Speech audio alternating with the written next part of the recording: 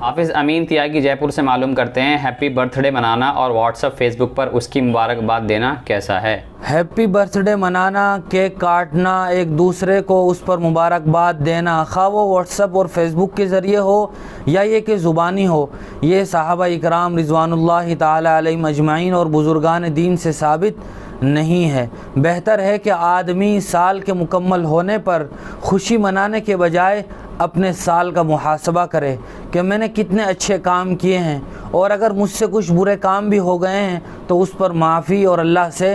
بخشش کا سوال کرے۔